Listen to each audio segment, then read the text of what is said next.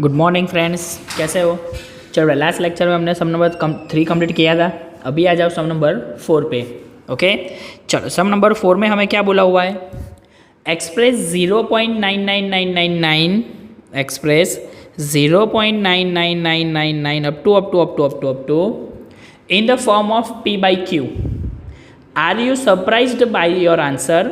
With your teacher and classmate discuss why the answer make sense. Okay, मतलब in short हमें P by Q form में convert करने को बोला है। ओके, तो लास्ट लेक्चर में हमने देखा था हमने क्या किया था। अगर हमें डेसिमल दिया हो तो उसको P by Q फॉर्म में कैसे कन्वर्ट करते हैं? ये जो है उसको x एज्यूम कर लेते हैं। So x is equal to 0.99999 up to. Okay, अभी नेक्स्ट अब हमारा कौन सा था कि अगर पॉइंट के बाद जितने डेसिमल्स रिपीट हो रहे हैं उतने जीरो से हमें मल्टीप्लाई करना है। यहाँ पे कितने नंबर्स रिपीट हो रहे हैं? ओनली 1, 9 है ना। तो बोथ साइड मल्टीप्लाइंग बाय 10। सो हमें क्या आंसर मिलेगा? सो 10x इज इक्वल टू, अभी इसको 10 से मल्टीप्लाई करेंगे तो राइट हैंड साइड हमें एक डिजिट जाना पड़ेगा। सो 9.9999 अप टू है ना। बोलो क्लियर बेटा? चलो अभी एक काम करते हैं, इसको हम बोल देते हैं इक्वेशन नंबर 1, इसको हम ले लेते हैं इक्वेशन नंबर 2, है ना। तो अभी हमारा मोस्ट टाइम पे स्टेप कौन सा था? Equation 2 minus equation 1। बोलो क्लियर बेटा? डन, इतना पता चला? पक्का है ना। चलो अभी सब्सट्रैक्शन करना है तो LHS का LHS के साथ सब्सट्रैक्शन करेंगे, RHS का RH के साथ। तो क्या होगा? 10x minus x is equal to 9.9999 up to minus equation 1 का RHS कौन सा है? 0.999 अप टू। ओके, बोलो क्लियर बेटा? इतना पक्का? अभी आप ध्यान से देखोगे तो पॉइंट के बाद के जो डिजिट्स है वो 9 माइनस 9 0, 9 माइनस 9 0, 9 माइनस 9 0 0 0 0, मतलब पॉइंट के बाद के डिजिट जीरो हो रहे हैं। सो 10x माइनस x यानी 9x is equal to 9 minus 0 यानी 9। सो x इज इक्वल टू, अभी 9 को डिवीजन में भेज देंगे तो 9/9 1। सो x इज इक्वल टू 1। ये हमारा P by Q फॉर्म हो गया। ओके, उसका मतलब 0.9999 का P by Q फॉर्म क्या मिल रहा है? हमें 1 मिल रहा है। तो आपको क्या पता चला इससे?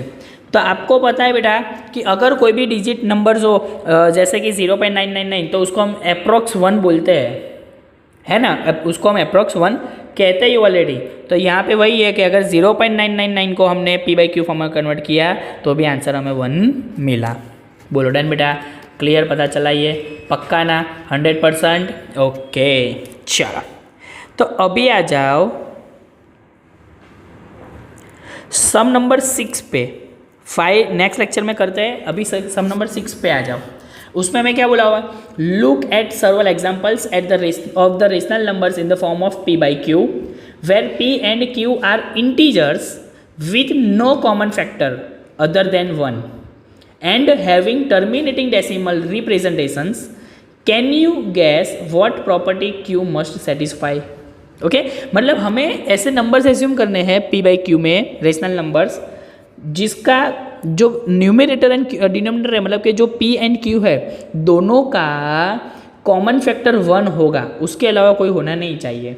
ओके, तो उसमें प्रॉपर्टी क्या होगी वो हमें चेक करनी है। उसमें भी हमें चाहिए टर्मिनेटिंग डेसिमल्स। ओके, तो मैं एक बार एज्यूम करता हूँ, चलो 1/2, 5/2, 3/5, 7/2, 7/5।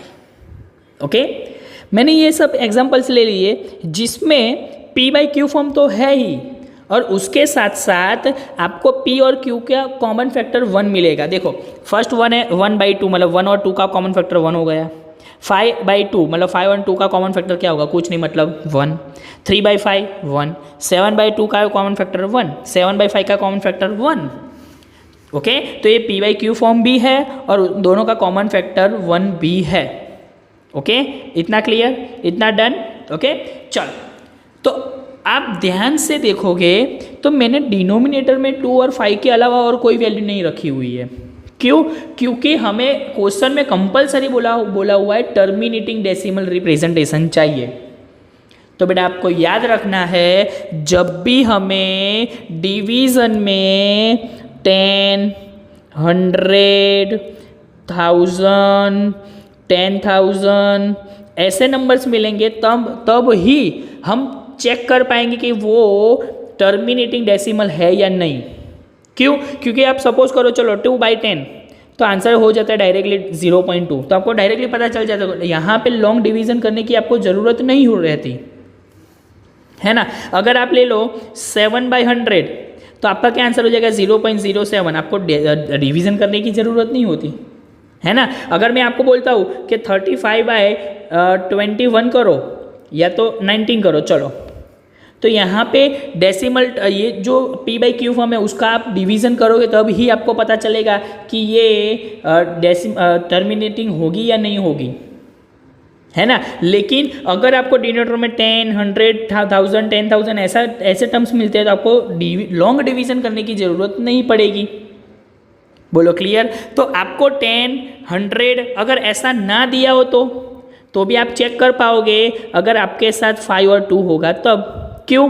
5 2 10 हो सकता है ना। अगर 100 है तो आप 5 का स्क्वायर करो, चलो, और 2 का स्क्वायर करो, 5 the whole square 25, 2 the whole square 4, 25 4 100 मिल गया।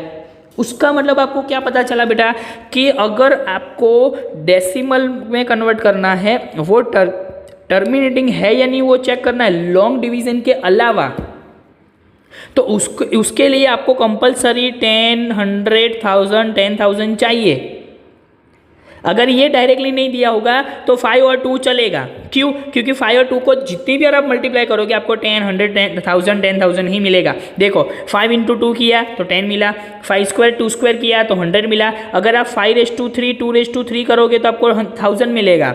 अगर आप 5/4, 2/4 करोगे तो आपको 10,000 मिलेगा। मतलब 5 और 2 ही चलेगा, उसके अलावा कोई भी डिजिट के लिए आपको 10, 100, 1000, 10,000 नहीं मिल सकते। कोई भी डिजिट ले लो, आप 7 ले लो, आप 9 ले लो, आप 3 ले लो, 6 ले लो, कोई भी डिजिट ले लो, 2 और 5 के अलावा आपको कोई भी डिजिट 10 या 100 नहीं ला सकता। बोलो क्लियर बेटा? डन? पता चला? अगर ये नहीं ला सकता उसका मतलब आपको लॉन्ग डिवीजन से पता करना होगा कि ये टर्मिनेटिंग डेसिमल है या नहीं। बोलो क्लियर ना बेटा? डन ना? इसीलिए मैंने सारे के सारे एग्जाम्पल ऐसे लिए जिसमें 2 और 5 आता है। देखो, बोलो डन बेटा? अभी डन? तो देखो 1/2 है, आपको लॉन्ग डिवीजन के अलावा आपको डेसिमल टर्मिनेटिंग डेसिमल में कन्वर्ट करना हो तो कैसे करोगे? तो आपको याद रखना है जितने 2 उतने 5, या तो जितने 5 उतने 2। यहाँ पे अभी हमारे पास डिनोमिनेटर में 1 2 है ना। 2 कितने टाइम से? 1 टाइम है, तो उसको 1 टाइम 5 से मल्टीप्लाई करके डिवाइड कर दो। चलो 5 1 5, 5 2 10, आंसर इज 0.5। बोलो 1/2 आप लॉन्ग डिवीजन से करो, जैसे ऐसे कर देंगे वैसे, तो आंसर क्या आएगा आपका 0.5। तो यहाँ पे हमें डायरेक्टली मिल गया। बोलो डन बेटा? अभी पता चला? पक्का? क्लियर ना? तो अभी ये कुछ काम का नहीं है, मैंने आपको सिर्फ सिखाया कि ये क्यों मैंने ऐसा एग्जाम्पल्स लिए, इसलिए मैं इसको जाने देता हूँ अभी। ठीक है? अगर आपको देखना हो, फिर से समझना हो तो आप स्क्रीनशॉट ले लेना बेटा। ठीक है? चलो, तो अभी ये प्रॉपर्टी क्या बताता है कि हमें p/q फॉर्म में अगर कन्वर्जन हो, अगर रेशनल नंबर हो तो उसको टर्मिनेटिंग डेसिमल में हमें कन्वर्ट करना हो तो q क्या होना चाहिए? या तो बेसिकली 10, 100, 10,000 मिल जाना चाहिए, या तो 2 और 5 होगा तो भी चलेगा, लेकिन उसके अलावा q की कोई भी वैल्यू हमें नहीं चाहिए। बोलो डन बेटा? अभी क्लियर? पता चला इतना? पक्का? डन ना? 100%? ओके, तो ये क्वेश्चन नंबर 6 बोल रहा था। बोलो डन ना बेटा? ओके, क्लियर ना? आपको कुछ लिखने सिर्फ एग्जाम्पल लिखना है और कुछ लिखने की ज़रूरत नहीं है। आपका कंसेप्ट क्लियर हो गया है ना बेटा? कंसेप्ट ज़्यादा जरूरी है। बोलो डन? ओके, चलो, तो अभी आ जाओ सम नंबर 7 पे। देखो सम नंबर 7 में हमें क्या बोला हुआ है? Right 3 numbers whole whose decimal expansion are non terminating non recurring. हमें सिर्फ 3 एग्जाम्पल्स देने जिसके decimal expansion non terminating non recurring यानी कि नॉन रिपीटिंग हो। कोई भी लिख सकते हो आप 1.2 1 3 1 2 5 6 7 8 अप टू। देखो ये नॉन टर्मिनेटिंग है, नॉन रिपीटिंग भी है, देखो नॉन रिकरिंग, कोई भी एग्जैक्ट पैटर्न रिपीट नहीं हो रही है ना। यहाँ पे 2 पॉइंट कर दो, 2.2 1 2 3 1 2 5 6 7 8 अप टू 3.2 1 3 1 2 5 6 7 8 अप टू। ऐसा नहीं सर आपने ऐसा ही क्यों लिया है, आप कोई भी ले सकते हो बेटा, लेकिन पैटर्न रिपीट नहीं होनी चाहिए क्योंकि नॉन टर्मिनेटिंग नॉन रिकरिंग हमें बोला है। बोलो इजी, खत्म बात, बोलो क्लियर ना, पक्का, डन, 100%। ओके, तो ये लेक्चर में इतना रखते हैं, ठीक है।